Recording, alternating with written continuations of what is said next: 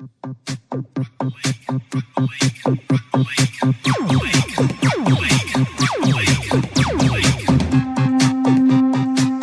yeah, welcome back into the Mad Monday podcast. This is the Thursday preview edition of the Mad Monday podcast. We're going to go through the team list. We're going to go through as well the SuperCoach ramifications of a massive injury ward. I am joined this week by the Lisan Al-Gaib of SuperCoach, Muad'Dib himself, Chris Key, Adam Whanua Key. G'day, Chris. How you going? Yeah, I was going really well. The reason I'm the Lisan Al-Gaib of SuperCoach is because I saw stuff that you hadn't seen. I drank the water from deep within the baby worm. Yeah. And I saw that it was a great idea last week to not only have Nathan Cleary on my bench, but not even chuck a reserve on him. Yeah. And miss out on 100 and something SuperCoach points. Lisan Al-Gaib. Yeah, I've seen it. I've foreseen what's going to happen. Yes. You saw through the Matrix. You were like, well, look, right. He's going to be injured next week anyway. That's right. So why are we going to bother having him around the team this week? Let's just get him out of there. We don't want to. I know what you're thinking. You're thinking you don't want your team to become dependent on Nathan. That's right. And the other thing that's been quite funny is how much of a massive, because these are all Dune references, by the way, if you haven't seen the movie. Di Henwood, huge Dune nerd, turns out. Huge Dune nerd. Like, ever since we just opened the can of giant sandworms, he's just been spraying Dune references left, right, and centre because he's found some fellow nerds. He even called you one of the Bene Gesserit, which I'd never seen written down. And I was like, what the how did you even know what that was? And just sending photos of Reece Walsh and going, this dude's on the spice for real and shit like that. It's so good. So he sent in a picture of Reece Walsh with the blue eyes that they have from June, where the whole eye is blue. Yeah. Did someone else make that, or did Di sit down on the weekend and make Photoshop that himself? Look, knowing Di's track record, I reckon he had a go at making that himself. That's what Di Henwood spent his time on. That's right. And that's, to be honest, that's how I'd spend my time too, if I was Di. That's powerful stuff. As always, we're brought to you by 4 and 20 Pie, the perfect at-home snack for watching rugby league. Perfect at Mount Smart snack for rugby league as well. And the Mad Monday Munters group is live on Facebook as well. This week, Chris, I don't know if you saw, but I got a screenshot of the massage schedule. Have you seen this? Oh, yeah. You've got to jump in the old Facebook group. At halftime, while the camera was panning around in the most recent Warriors game. Oh, the whiteboard. There was a whiteboard, and obviously they'd flipped it around so that there was something written on the other side. What that meant was the massage schedule was facing the camera. And I thought the most interesting part of it, to me at least, was that Mitch Barnett had back-to-back massage slots. All the slots were 10 minutes. Right. So I'm just trying to bring it up now. All the slots were 10 minutes, and his were the last two, and he had to swap tables. Here it is here, I'm bringing it up. So 6:30, Tane Tuapiki and Rocco Berry. There's two tables going at the same time. Right, okay. 6:40, SJ and RTS. Could you imagine just hanging out in the middle of that, those two? Yeah, wouldn't mind oiling them up, rubbing them down. 6:50, AFB and Jacko, which I presume is Jackson Ford. Yeah, okay. Not the social media guy, Jacko, yeah. 7 o'clock, Luke Metcalf, Mitch Barnett. And then at 7:10, Mitch Barnett and Bunty Afoa. Right. So I wonder why. So Mitch needs to switch tables, which is quite interesting. Is that on the back of his that almost season career-ending injury he had? Maybe. The neck. The neck shoulder issue. Yeah, could have been. But people got stuck into the comments saying that the captain of the RPB getting a double massage really gets my juices flowing. Young boys first must be to nimble. The misuse for RTS and SJ. I thought that was interesting too, because they talk so much about don't jump in front of the veterans if you're on the massage table. Must be to warm them up. Either that, or maybe SJ and RTS are like, hey, we've got some other shit to do. Don't rush us into it. We'll be there when we want to. You know how Webster is super adamant on like Tane Tuapiki? Like if he was there this week, he'd be starting fullback. Yep. Like maybe that's usually Chance's spot, and he's so thorough on making sure that you slot in. He doesn't even need a massage. That's just Chance's spot. Chance and Rocco at 6:30, SJ, RTS, AFB, Jacko. Yeah. That's my theory anyway. Could be. I love that. I would love to have seen Mitch Barnett get up off one table, take a step to his left and just lie down on the next table again. It was an interesting thing. So anyway, go and join that. If you want to join the Mad Monday Munters group on Facebook, you can just look up Mad Monday, or you can go to facebook.com/groups/Odenrhine. The SuperCoach code's in there as well. It's not too late. We will be in the second part of this podcast going through our tips for this week. There are signed Warriors jerseys, bragging rights on the line for this season as well. Let's get straight into the Warriors preview though, Chris. And I guess the team list is out. It's in the back of your rundown here. And the biggest news is RTS to fullback. Yes, this is on the back of, unfortunately, Tane Tuopiki, who's been doing a great job. Just 2 concussions. He passed his first head knock. I think it was the first game, wasn't it? Or second game. He got an HIA, but passed it, came back on, yeah. He's had another one, which triggers the 11-day stand down. And to be honest, will he be back next week? Will Chance be back? Will RTS play so well at fullback that Webster goes, we got to keep him there? I don't think so. You don't think so? No, because they already know how good he is. He won the Dally M and they still haven't been playing him there. Yeah. It's not the long-term strategy. They're only doing it out of desperation, I think, anyway. Yeah. And it seems like the Warriors, as mentioned, are just so keen to stick with your guys in their positions and follow that strict thing that the Panthers do.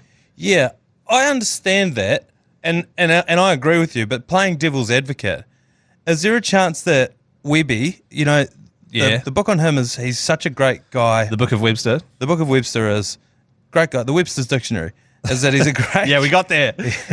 Live workshop. Great guy. Everyone loves him. And I think that part of that is because he knows what to release to media and what not to. You never see him slagging people off in the media. And so I think that all of this publicity around Chance is our fullback, Chance is our fullback, Chance is our fullback, is him using the media to make sure that RTS is not a sideshow when he comes back into the team. Right. But I think if RTS is like what happens if he goes... Well, he will. I know. He'll go nuts. So then... He's going to have one of the best performances of the entire NRL round. Everyone's going to be like, oh, shit, he's back. He's one of the most captained guys in SuperCoach this week. Which is, I get it, against the Knights too, who are kind of struggling and, barely beat the pretty weak Melbourne Storm side. But you cannot break up that Warriors side from last year. Chance does not deserve to lose his spot. No. Adam Pompey, yes. You know what I mean? Who's back in the side this week. So I hope he goes well. But you can confidently say that you can upgrade Pompey to RTS and maintain that killer right side. Messing with that is crazy. What if Chance took that centre position? See, now you're just mucking around. He's not a centre. He's a fullback. He's always been a fullback. Okay. RTS was a centre when he first entered the league. Wasn't he a winger? He was a winger. He was Dally M winger of the year. Yeah, he played centre as well, though, didn't he? I mean, by that same logic, why not? Why swap Roger from fullback to centre? You know what I mean? So I don't know. Well, I don't think it's as far fetched as people think that RTS could end up back at fullback, because at the end of the day, you want to win games. That's why he's back at fullback now. Because it's not because Tane Tuopiki's out. No, well, because I was saying last week, there are other options for that. You could have played CHT has played a couple of games at fullback for the Warriors. Yeah, but I guess they need him to do... Oh, it depends hang on, Wade Egan was named, wasn't he, again? Yes. Whether or not he plays is another story, yes. But maybe... See, mate, that tells me that, once again, Egan's not going to play. Lussick will be in. Dallin Watene-Zelezniak has played a lot of games at fullback. But once again, you're messing with that right wing. That's been such a crucial thing, and they've just nailed the chemistry. You can't put him at fullback. All I'm saying is there were other options. There were other ways to do this. Yeah, there are. And the fact that they've put him back there, it just tells me, when the shit hits the fan, who do you trust as your number one fullback? I think it's Roger Tuivasa-Sheck. Well, yes, which is, it's good. Obviously, it's great that we can just lob him in there, but there's no way Pompey, I guess the thing is, I think part of why they want him at centre is because he did so much for us when he was last at the Warriors at fullback. Yeah, he's not a young man anymore. He did too much. Yes. Yeah. And so they know that if he's at fullback, he's going to be kick returning as hard as fuck. But yes, and you can't do that for a whole season. No, but the thing that's crazy is he's already running 150 plus meters a game at centre. At a left centre, yeah. They put him there to relax and he just refuses to. So, if I had to put money on it, and I do, it'd be Tane Tuopiki back at fullback next week, and then the following week, Chance is back. I reckon Chance next week. Here's a good one. What's that? Tane Tuopiki's playing so well. I don't think Mars has been playing as good as he could have, and he's played in the past. Yeah. Put Turpicki on the wing, but that'll never happen. If I lined up against the Warriors and we had 64 kilos of Tane Tuapiki on the wing, I'd be like, oh boy, I'm about to score 5 tries. But I'd rather him throwing his 60 kg body at you rather than Marcelo jamming in and leaving space on the wing. You know what I mean? Like, people, yeah, I don't know. I hate the jam. I know. So many people. It's like marmalade. I hate it. I just think it's the most obvious thing to pick out. It's the first thing people mention in Facebook comments is like, oh, fuck, why did he jam in? You don't think that. But why did he jam in, Manaia? It's a game plan. Like, there's a reason that you jam in. It's because you don't trust your centre. It's not. No. It's not. It's not that. It's not that. It's because you think you can cut the play off before they get to that. Yeah. Which is a hero play. But it's also a defensive scheme. So that's how most teams defend, where the winger will try and jam and cut the play down before they get there, and then the centre can cover back behind them along with the fullback. The problem is when it goes wrong, it's very easy to be like, oh, he shouldn't have jammed in. But people that say that I often think, what, so you think that Marcelo was told all week, don't jam, don't jam, don't jam, and then walked out on the field and then jammed? Yes. There's no way. It's a game plan. They have to make a snap decision, and when it goes wrong, it's very easily identifiable as, oh shit, he shouldn't have jammed there. The issue I have with it is it's a real all or nothing play, and this is good, healthy discussion. I'm loving it. Yeah. It's a real all or nothing defensive play, which I don't think is how the Warriors are playing at the moment. Like that round 1 game, we were trying to do hero ball, trying to go all or nothing at the end of that game. If we had just stuck to our solid, safe processes. That's the thing about it sticks out is that aspect. It's like, I'm a hero, I'm going to go in, whereas it's risking like that outside break. So I don't think that sort of is in line with the rest of the way the Warriors are playing. I love that you and I have no insight at all into the coaching ideas, into what's actually happening, but I will die on this hill. I just don't think that a professional athlete would walk out there having been told, don't jam, don't jam, don't jam, and then jam. I just don't think it would happen. Head high, yeah, I could see it. Yeah. But I just can't see you sitting out there on your wing being like, now the coach told me all week. But it's like an instinctual thing. It's like, okay, they're coming, here they come, oh, is he going to get, I don't think he's going to, fuck it, I'm going in. That's what I reckon, like just a freak last second. Yeah, well, we need to get someone on who actually knows the fuck they're talking about. I thought that's why I was here. Did you? You mentioned Wade Egan in at number 9. They've named him every week. Last week was the most egregious one. It's like, there's no fucking way he's playing. He could be dead for all we know. Yeah. Like right now, he could be dead. They're just naming him just to mess with us.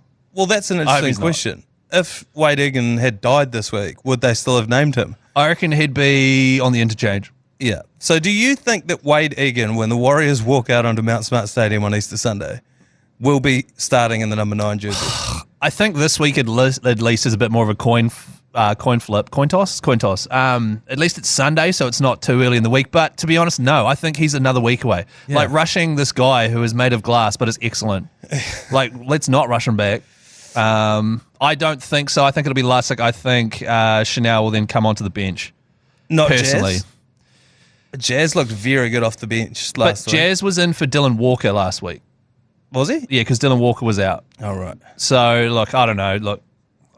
The other massive in is Marata Niukore. It's going to be so good to see him back in there. Different role for him as well. We've only seen him briefly in pre-season and then in that first round. Broken foot, and he's been out. And that's right. Back quite quickly. It is excellent that he's coming off the bench now, impact role. Yeah. That's cool. I think, well, because even coming into this season, we were talking about the edges were so sewn up, where you had Jackson Ford on the one edge, you had Marata on the other edge, and then we signed Kurt Capewell. I was like, how the hell do you fit all these guys in? Yeah, exactly. God. And the answer is Marata comes in the middle. Yes. Because he is enormous. We met him last year, and he's huge. He is huge. He's running and quick. He's bigger than Mitch Barnett. Yes, he definitely is. And he's running a mini Andrew Fafita setup. So he's got the twigs. He doesn't have a barrel on twigs, but he's got like a pretty solid block of granite there. Yeah. He was one of the ones where, usually when you meet league players, they're a little bit smaller than you think. Yeah. They're all a little bit shorter. Adam Fanua-Blake, for example, he's way smaller than I think. You watch him on TV, you think he's 7 foot tall. Yeah. But Marata is genuinely enormous. You know who else is enormous? Isaiah Papali'i. Oh, yeah. I remember seeing him and just being like, oh, okay, so you've got like twice the pixel count of everyone else in the NRL. He's huge. Oh, so your head's the width of a kick. Yeah, okay, sick. Yeah, oh, cool. That's why you're so good. Yeah, okay, I get it now. No, I get it. I don't think this team that we've been supplied with on Tuesday is going to be the team that walks out under Mount Smart. I think Lussick in to start. I actually think Jazz is going to come into the interchange. I just thought he was too good last week. Yeah, he was excellent. He was like a couple of rounds in NSW Cup or whatever. Yeah, and then for me, it's just coin toss between Bunty and CHT, just depending on how you want to play it. Because the thing is, if RTS gets a head knock, like yeah, that's why CHT kind of needs to. Yeah, we're in deep shit. So maybe they name him at 18th man because then he can come in if the head knock comes in. Because at the moment, it's Tom Ali. At least you know that you can just chuck Tohu Harris at fullback and he'll be sweet. Yeah, because he's such a weapon. Didn't he play a couple of games at halfback? Yeah, absolutely. On the other side of the list, Kalen Ponga. You get your Gagai's best. Terrifying centre pairing. Oh, the best in the competition. The Electric Koala, Inari Tuala, Tyson Gamble, Jack Cogger. Hey, at least no Greg Marju. At least no Greg Marju. Thank goodness for that. Because he historically tears the Warriors apart. Absolutely he does. When he played for the Titans, I remember him running in about 3 or 4 tries. One of the Saifidis will be starting, and that's because the other one is starting on the other side of the scrum. Both Saifidis, and I can't think of a more terrifying... I think I've said this before, but in the NBA, there's the Morris twins, who are so identical that was a feature of whatever team they were on. I think they were on the Detroit Pistons at the same time. And players would talk about how bewildering it was to run a play where you've got a guy defending you. And you got Marcus. Yeah, and then the idea of the play is that by the end of it, you've got a different guy defending you. Markeith. And it's the same dude. And you just look up in the heat of battle, you're like, what the fuck? I thought you fucking... Yeah. The Saifidi brothers are like, I think that people really underestimate the value of having twins. I'm heartbroken that they never played with the Morris twins. It's funny, I was going to say the Morris twins in the NRL as well. Or the Marshall twins. The interesting thing is the halves pairing. They've stuck with Jack Cogger, who had an absolute shocker. Or the Everswindell twins. Or Mary Kate and Ashley. So Jack Cogger is in the halves along with Tyson Gamble, but on the extended bench is Jackson Hastings. So in order to fire up the Knights, O'Brien dropped Hastings. I'd love to know what goes on with Jackson Hastings. He seems solid as. I don't understand why you drop him. Well, I mean, this is a guy who played in the NRL, left to go over to Super League, then came back, was playing for the Tigers and playing excellent for the Tigers.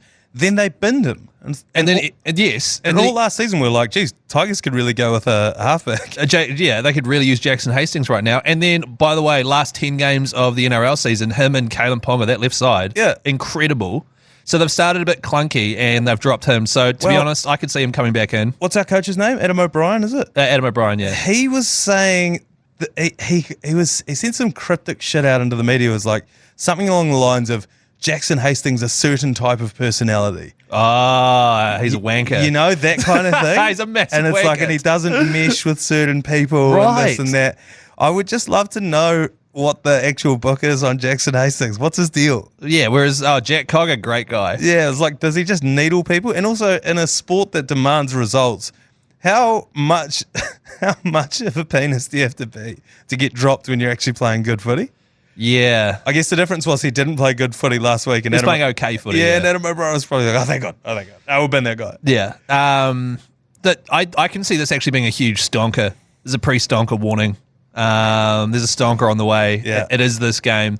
We're both sides who last year, and of course we met them in the finals and beat them at home, which was great, but we're both sort of finding our rhythms and we're waiting for the Knights to fire that left side Kalen Ponga. They've now got that giant Kai Pierce Paul out there. Oh, Paul Pierce, Kai, King Kai, who I'm just waiting. He's like almost like a Sonny Bill type dude. He's massive. He loves to offload. Him, KP, who's on the left? I think it's Bradman Best as well. Yeah. It almost doesn't matter that Greg Marju's not there. Like they can really come to life once they start to click. So hopefully it's not this week. But having said that, I think the Warriors are going to absolutely demolish them this week. I don't know about absolutely demolish, but I think you could be right. We'll put a bet together at the end of this podcast. Okay. Just quickly, a bit of feedback in the old Facebook group. Billy Napier said, great to see New Kore. Hopefully he gets decent mins. He'll be blowing, but always looks gassed. Straightens up the attack and loves coming inside of King SJ. Well, look, we all do, and to be honest, he's the best at it. The lines he runs inside of SJ, it's as long as he doesn't drop the ball and doesn't high head tackle anyone. Yeah, I'm very keen to see that. Yeah, John Say agreed as well. He said, I agree with the sentiment, but that wording is crazy. The AMP show will get huge benefits. This is Andrew Jennings. The AMP show will get huge benefits from RTS organising the defence from the back. Just need Montoya to also listen and stop jamming in on defence. Ding, ding, ding. Michael Jennings knows what he's talking about. 200 plus metres and a couple of try assists for RTS. Get on him. And a bloke by the name of Chinka Trong just said Chahu. So yeah, I think this is going to be close. At the end of this podcast, we'll put together a wee bet live and in the flesh, and we'll go through how we think that one's going to go. Time for a quick break, and we'll be back with some SuperCoach. All right, Chris Key. Hello. The Lisan Al-Ghaib of SuperCoach. He sees things before they happen. Could you have seen an injury ward that is an entire A4 page long coming this week? Oh, it's terrifying stuff, isn't it? And the worst part is there is a genuine chance that someone's team out there has got 80% of these names. Let me read some of them for you. Payne Haas, knee surgery. Reece Walsh, facial fracture. Brendan Piakura, ankle sprain. He was sort of a cheapie that everyone was on.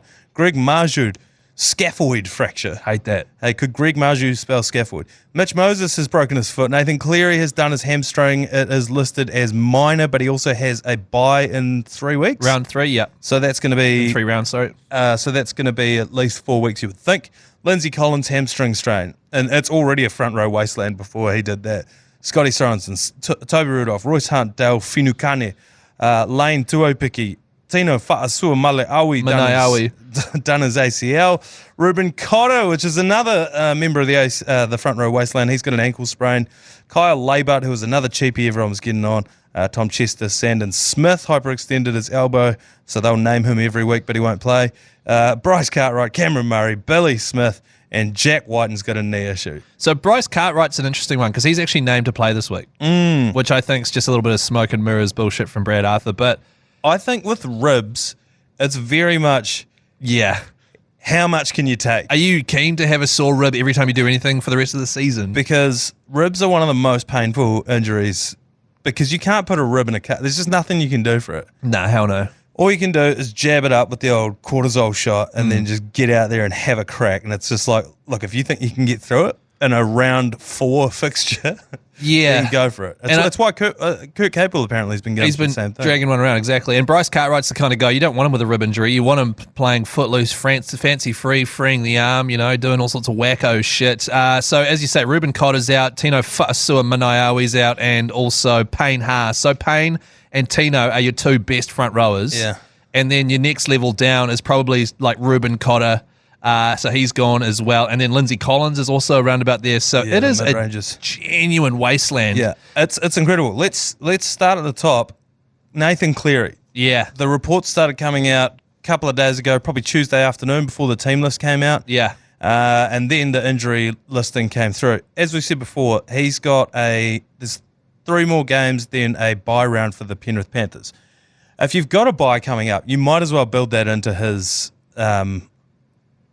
rehab time, surely.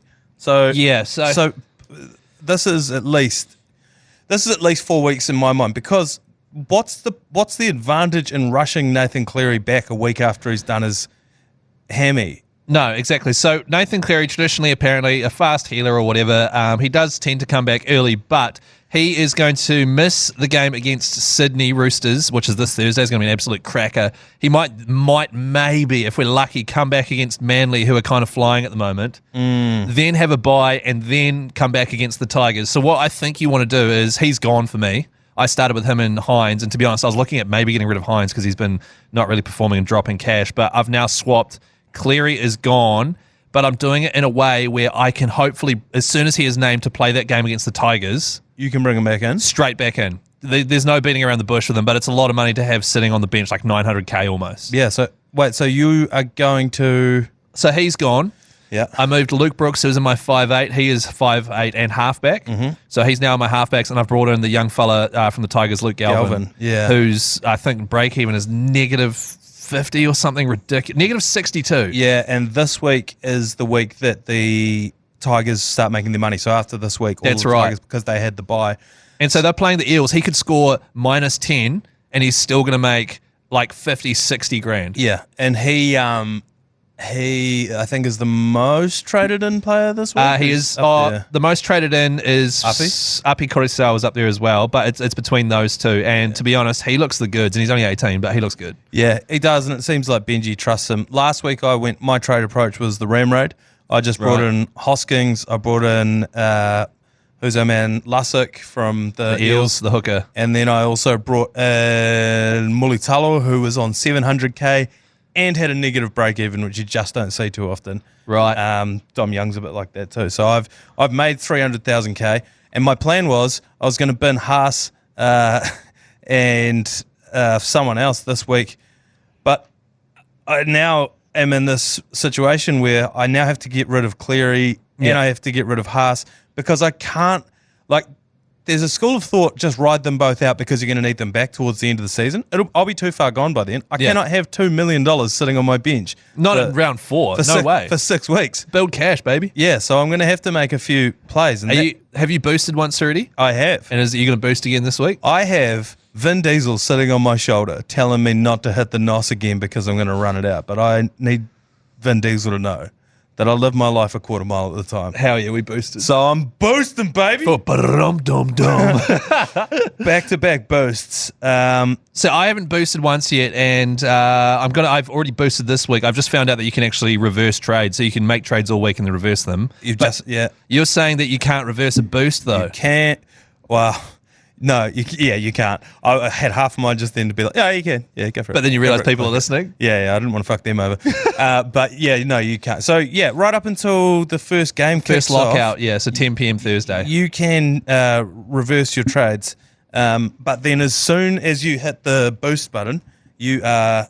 you can't toggle that back. No, you're locked into making 3 trades at that point. Right. And just before we walked in here, I hit the boost button. So did I. So I've locked in so talk us through the trades that you have made. Or should I go first? You go first. All right, so Cleary is out.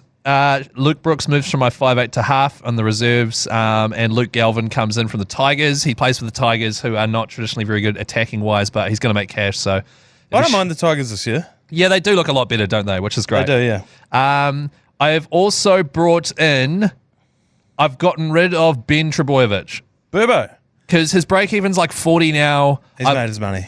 He's made his money, and then they're playing, they've got a real weak matchup. I think they're playing the Dragons this week, so he could get a try and bump up, but I'd rather get rid of him and bring in an out-and-out gun who I know they have been running plays for, and I've had this dude circled as the David Fafita of this year. Hamole Olakwatu. Olakwatu is on my side. Yeah, I brought him in, and it felt so good. Yeah. It felt really good. And the other bloke that I have brought in, I've gotten rid of Brendan Piakuta. Yeah. He shows a lot of promise. He could be out for like a month. He already had one HIA, so he's gone. And I managed to, with the leftover cash from Nathan Cleary, bring in Dom Young, winger for the Roosters. Dom Young's a great get. Not only is he scoring big points, and watching them, you feel like there's more points there. Absolutely. Also, I don't think he's got a negative break even. Negative 15. Oh, he does? Yeah. So he scored 150. Yeah. So, and I just now that it's 3 rounds in, we've kind of got an idea of how teams are going to go, at least for the early portion. And I've circled the Roosters as they're the real deal this year. Yeah. I agree with you as well. I'm in a similar situation. My problem is last week when I went for the Ram Raid and I brought in the guys who were going, I brought in Hosking. So why was it the Ram Raid? Because I was trading everyone away just to make money. Last week was the only week where you knew who was going to make money. That's right, round 3. For you the following week. Yeah. So I boosted to try and make as much money as I possibly could. Right. What that meant was I knew Payne Haas was injured last week and I kept him and I rode it out with Sam Hughes, the reserve prop, the Bulldogs, in there. That means this week I have to get rid of him. I have to get rid of Cleary. That's a lot of cash, though, which is sick. I already had 300 grand sitting around. So, okay, this is on top of the extra 300 grand that I could make by trading those 3 players back out again. So you've boosted, so you can't undo that, but you've got so much cash that, of course, you're going to make 3 trades this week. Yes. Who they are might change, because you can undo that. Yes, I can. And have done 7 times already today. I want to hear some huge names come out of your mouth right now. So the first one is, because of the front row wasteland, Addin Whenua-Blake. Now, the reason people generally don't get Addin Whenua-Blake is because he costs almost as much as Payne Haas. Yes. And Tino Fa'asua-Malawi. And so at that point, you might as well go one of those 2 guys. Yeah. That's why he's one of the least owned players. And he's bloody expensive, yeah. Now it is a absolute wasteland. Yeah. And one of the things about Adam Fanua-Blake that people were saying was a bit of a gimmick last year. This year, I think it's legit. Is a try-scoring prop, and he actually is. Yeah, in this team, he definitely is. They run plays for him. That's right. They do everything for him. He trucks nut up the middle. Sorry, here's a question. What's the ceiling for him though? I think he could ton up. So he scored 77 this week, just been. And how much is it? How much is he? He's like 700 or something. He's 754. So this is my issue with front row. Is spending up there is he could ton up maybe. Yes. Whereas if you spent that money on a centre wing, like Dom Young is 600k and he scored 150. Yeah, but the problem is, so then who do you get in prop? Because who have you got? Like you said, have you got Terrell May? I've got Max King and Terrell May. Yeah, I got Terrell May, Sam Hughes, and then a couple of So I've got a couple of Max Kings from the Bulldogs, and I just want them to get me borderline 50 every week, and I don't care about front row. Yeah. That's my attitude, and I want dudes scucky as wingers who could get 100 and something any given day. So that's the second part of my right. Okay. Well, actually, which we'll get to. The next part of that is okay. So yeah, so there's two ways to run that. Either you go AFB because you think he could ton up. Yeah. Or you go a mid-ranger, like a Flegler, perhaps. Yeah, just truck up, get 50 every week. Do you think that Hazelton's going to score another ton after last week for the Sharks? No, probably not. Definitely not. So those are the two different schools of thought. You may have just talked me out of Adam Fanua-Blake. The next one is, what do you do about the Cleary situation? Now, if you're one of those guys, like I know Adam went with, I think Flanagan and Luke Brooks, was it? Hutchinson. Oh, he's got the centre wing. So he's got centre wing and halfback, which is excellent. So there's plenty of ways to get out there. For me, I don't have any other halfback eligible players. So you don't have, who do you have in your 5'8"s? Because I had Luke Brooks there and Strange from the Raiders. That's handy. So I got Strange and I've got Dylan Brown. Oh, you've gone the marquee 5'8". That's all good though. Yeah. So, but the thing is, that means that I have to bring a halfback in. Yeah, but you could bring in a shitter. I could bring in a shitter, yeah. Yeah. The thing is, if I'm bringing in a mid-ranger at prop, then I'm bringing in a shitter at halfback. I've now got $1 million just in reserve. I would make 6 trades this week if they'd let me because I got enough cash. Yeah. So then it's like, do I bring in Luke Brooks? I want to have a white hot crack at Sam Walker. Right. Do you go the salty shark come cowboy Chad, who has been going great guns? Yeah, but he's been scoring tries. I don't know about Chad. And drop goals. But he's scored tries the last few games, I think. Yeah. So I don't know if you jump on. To be honest, this is the situation where I would go for Sean Johnson, but I already have him. Yeah, right. So then the other thing is, if you've got all this cash, why don't you get Nico Hines in? I just don't believe in him. And also, I've already traded him away this year. So I feel like... If you don't have Nico, don't bring him in yet. Wait till you see the Sharks actually play well. He hasn't had... I don't think he's got any attacking stats this year. He hasn't really done much at all. He's kicked the ball out in the full a few times. Like, he hasn't looked good. So what I could do is if I went a mid-range prop and I could go like the cheapest of cheap. Why don't you just get the bloke who's filling in for Cleary? Who is it? I don't know. I've just thought of it then. He's probably a cheapie. I have no idea. But you know what I mean? Yeah. And then just go full scucky winger, like full Valentine Holmes straight in. Yeah, well, I can do that, and I think that's the way I'm going to go. What I really wanted to do was bring in Pappenhausen, but he's got the bias. So there's no point. The issue, so the main issue with your team is that you've got a nuffy in your reserve fullback. Jacob Gagai. He's not even playing. Like, fullback is the highest yielding position for points. I know, but again, I've been stymied 2 weeks in a row by injuries. Yeah. That I was going to bring a Gangs as fullback in. Just bring Teddy in, man. Like, just bring him in. I know you don't like him. I don't like Teddy. But holy shit, he looks good this year. He's back, baby. And I've said this last week, the problem I have is if I bring in a player I don't like and he shits the bed, I am furious because I'm like, I knew this guy would betray me. I never trusted him, blah, blah, blah. And the flip side of that is I bring Pappenhausen in and he breaks his neck. Well, that's the thing. And then they've got the bye. So, and Teddy is playing the Panthers this week, although it's the Panthers are slightly weaker. So who knows what could happen, but yeah. Yeah. I don't know. So these are my issues. This week is... Oh, it's a tough one. It's out of control. And like you said, do you want to waste your boosts this early? You were saying, well, chances are... I'm not even going to have trades later on anyway. Not even going to have trades later on anyway. What you're actually saving them for is for Origin. Yes. In case a bolter comes out, in case you get stuck with players, Yeah, definitely. So you need one very late in the season too for when they start resting blokes. Yeah. So could there be something in... could there be something in just picking Kiwis.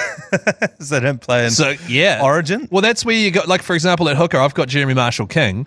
Uppy Coruscant's been going awesome. Yeah. He could play, but Jeremy Marshall's not. Yeah. So he's going to be my set and forget hooker for the entire season, hopefully. Yeah, well, this is the problem. AFB is from Australia, so I think I'm gonna have to bin. I think I'm gonna have to bin the guy. What I really want to do this week, and I think I am going to do it, is just go full. I even looked into whether you can rename your team mid-season or not. I want to just completely overhaul my team because the big guns, Payne Haas, Nathan Cleary, Nico Hines, that none of them are in my team after this week. Yeah. So if I'm not going to go the main guys, Go Super Pod. I'm going to change my name to Hector's Dolphins. Oh, Because there's just pods everywhere, bringing Sale GP to their knees. yeah, that's a great idea. And then just go completely left field with all of my picks. Yeah, that's great. Definitely do that. The only problem with that is I thought that Uppy Coruscant was a pod, and then Beauty, second most traded in player this week. Yeah, everyone's on him. And can I just say that after round 4, if you are plotting on blowing up your entire team like Manaia, you're pretty much up shit creek and you should just give up now. You can say that. Who you captaining this week? That's a tough one. I saw that Roger Tuivasa-Sheck is one of the most captained players in Supercoach this week. Yes. That's an interesting one. He plays on Sunday though, so you could VC someone before then and do the loop if needed. Yes. I've just gone straight up Tom Turbo against the Dragons. I don't mind that. He's going to ton up. Yeah, I don't mind that at all. He's not going to ton up. He's not going to turn up. Yeah. Yeah, that is fair enough. When we're just looking through some of the notes that we had here, buys obviously Uppy, AFB, Luke Brooks, we talked about them. Kai Paul Pierce, we talked about before. Kai Pierce Paul, yep. Yeah, I'll never call him Pierce Paul because all I can think of is Paul Pierce. 390 grand, his break even is 3, and last week he scored 67 points. I think the issue with him is that, and this is why I didn't bring him at the very start, is they've got that other fella from the UK in the reserves, Dylan Lucas, I think, who was starting to begin the season, and the idea is that they were going to split minutes, 40 each way. Right. So his break even's only like 9, or as you said, 3. So, I mean, he might score 50 and then go up like 50k or something. Dylan Lucas. I'd rather that and just have a look and see if he plays the full 80. And then if he does, I'm locking him in next week. Yeah, he does look legit. Drop Cleary. There is a school of thought saying just ride it out because you're going to have to bring him in. I would say drop Lane to Opiki because basically if you're holding him on the off chance that he plays one more game next week and makes another like 15 grand or something. I would say that chances are. See, I've got him. If you can afford to hold him, which I can, I'm just going to have him and then have a geese next week. Yeah, he's probably going to be out. But if not, one more game, sweet as. And then my Smokey, and I don't have his numbers right in front of me just at this moment, is former New South Wales winger Nick Chotrich. Isn't he? He hasn't even been named. Yeah, he has. He got named this week. Did he? Yeah, Chotrich. Okay. He's got 2 slits in his eyebrows, which I think is a huge omen. Yeah, one for each ch in his last name. Yeah, that's right. I just think he's sort of underpriced. I just feel like he could lose his job at any moment, though. I mean, the irony is if you look at the highest scoring teams in Supercoach over the last 3 weeks, they've all been pretty much half Raiders, which is absolutely terrifying because I don't think that's how you finish the season. No, it's been the weirdest season ever. Yeah. Like, this is just, everything has been going against the norm. Yeah. I mean, sure, he's cheap. You know, you need cheapies, go for it. Yeah. If you need a cheapie, the fella for the Eels, I reckon the winger who scored and smoked over Tom Turbo over the weekend, he's got a sick name. It's not Hayes, it's the other fella.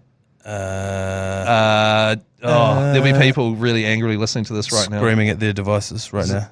No, Xavier Savage is in the Raiders. This fella's an Eel. He's a Eel. He's like Eel.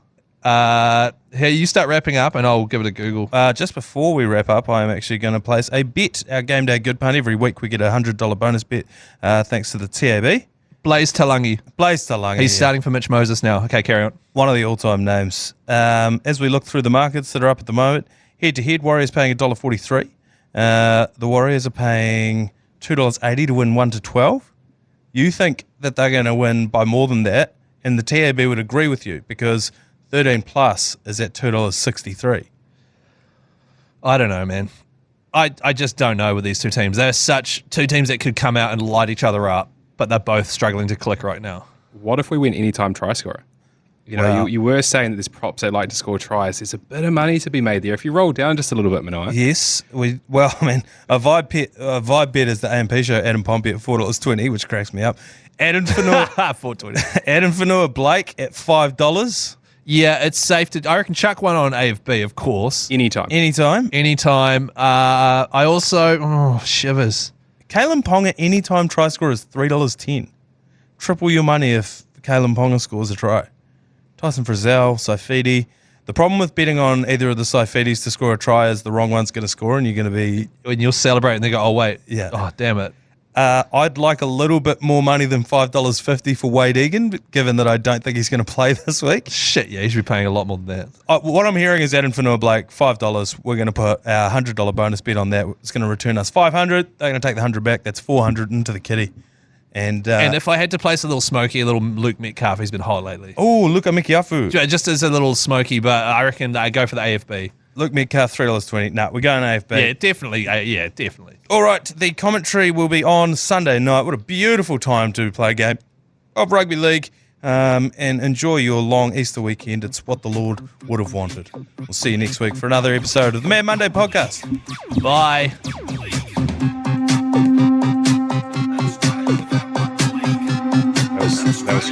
When I looked down and I was like, $5 AFB. That's no mistake. An Australia without rugby league is not Australia. Just one bucky.